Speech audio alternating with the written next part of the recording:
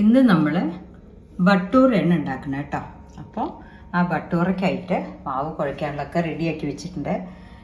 ഇതിപ്പോൾ 1 കപ്പ് ഗോതമ്പ് മാവും 1 കപ്പ് മൈദ മാവ്, പിന്നെ ഇത് വന്നിട്ട് ഇളം പുളിപ്പുള്ള കട്ട തൈരാണ് എടുത്തിരിക്കുന്നത്.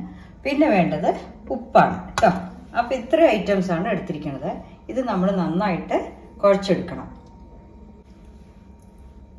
ഇപ്പം നമ്മൾ 1 കപ്പ് മൈദ, ഏത് കപ്പിനാണ് എടുക്കണമെന്ന് വെച്ചാൽ ആ അളവെടുത്താൽ മതി കേട്ടോ. അതിൽ തന്നെ ഈക്വലായി എടുക്കുക. 1 കപ്പ് മൈദയെങ്കിൽ 1 കപ്പ് ഗോതമ്പ് മാവ്, അതാണ് എടുത്തിരിക്കുന്നത്. പിന്നെ നമ്മൾ ആവശ്യത്തിന് ഉപ്പ് ഇടുക.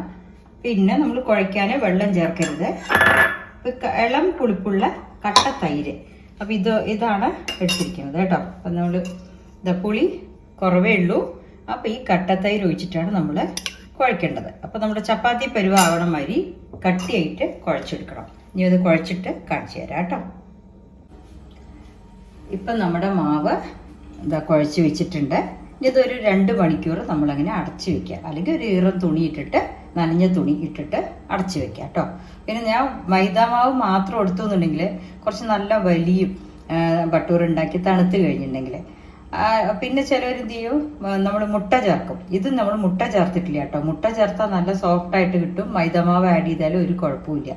അപ്പോൾ മുട്ടയുടെ ചേർക്കാത്ത കാരണമാണ് മൈദാമാവും ഗോതമ്പ് മാവും കൂടിയിട്ട് ഇളം പുളിപ്പുള്ള തൈരിൽ നമ്മൾ കുഴച്ച് വെച്ചിരിക്കുന്നത് കേട്ടോ. ഇനിയിപ്പോൾ ഇത് ഉണ്ടാക്കുമ്പോൾ നമ്മുടെ ഭൂരി പരത്തണ വരിയോ നമ്മുടെ ഇഷ്ടത്തിലുള്ള ഷേപ്പിൽ പരത്തിയെടുക്കുക. അത് കാണിച്ചു തരാം കേട്ടോ. ഇപ്പം നമ്മൾ ബട്ടൂർ ഉണ്ടാക്കാനായിട്ട് റീഫൈൻഡ് ഓയിലാണ് ഒഴിച്ചിരിക്കുന്നത്. ഇനി അതൊന്ന് ചെറുതായി കാഞ്ഞു വരട്ടെ. ഇപ്പോൾ ബട്ടൂർ ഞാനിപ്പോൾ ഈ ഷേപ്പിലാണ് പരത്തിയിരിക്കുന്നത്. നിങ്ങൾക്ക് വട്ടത്തിൽ വേണേ ആവാം, ഏത് ഷേപ്പിൽ വേണമെങ്കിൽ ഉണ്ടാക്കാം കേട്ടോ. ഇനി ഇത് ഓരോന്നായിട്ട് നമ്മൾ മുരിച്ചെടുക്കുന്നത് കാണിച്ചു തരാം.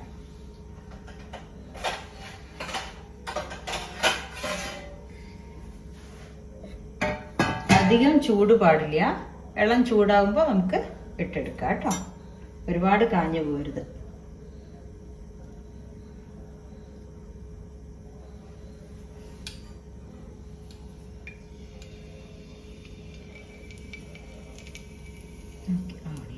ഇന്ന് നമ്മൾ കോഴിമുട്ട ഇടാത്ത ബട്ടൂറയാണ് ഉണ്ടാക്കണത് കേട്ടോ. ഇതിപ്പോൾ എല്ലാവരും ഉണ്ടാക്കി നോക്കുള്ളൂ, എളുപ്പമാണ് ഉണ്ടാക്കാൻ.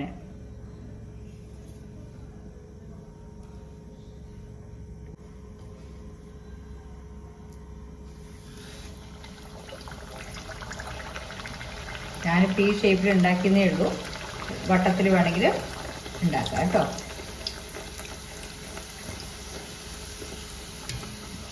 ഭൂരിയൊക്കെ ആണെങ്കിൽ നമ്മൾ അങ്ങനെ ഉണ്ടാക്കുക. അതുകൊണ്ടാണ് ബട്ടൂറ ഞാനൊന്ന് ഷേപ്പ് മാറ്റിയത് കേട്ടോ. അസലായിട്ട് മുട്ട ചേർത്തില്ലെങ്കിൽ നമ്മുടെ ബട്ടൂറ അസലായിട്ട് പൊങ്ങി വന്നിട്ടുണ്ട് കണ്ടോ. തൈരും ഗോതമ്പ് മാവും മൈദാമാവും ഉപ്പും കേട്ടോ.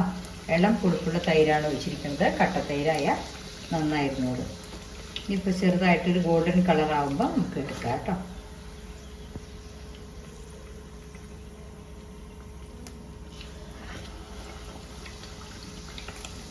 ഭൂരി ഉണ്ടാക്കണ മാതിരി തന്നെ കേട്ടോ ഇതുണ്ടാക്കണത്. ഇനി ഒരു ദിവസം ഞാൻ ഭൂരി ഉണ്ടാക്കണം കാണിച്ചു തരാം. അതിൻ്റെ മാവിൻ്റെ സ്ട്രക്ചറൊക്കെയാണ് നമ്മൾ ശരിക്കും മനസ്സിലാക്കേണ്ടത്. അപ്പം ഇതുമാതിരി എല്ലാ ഭൂരി ഒരേമാതിരി വരും ചോറിലച്ചിട്ട് കേട്ടോ. കണ്ടോ, നമ്മുടെ ബട്ടൂറ റെഡി ആയിട്ടുണ്ട്.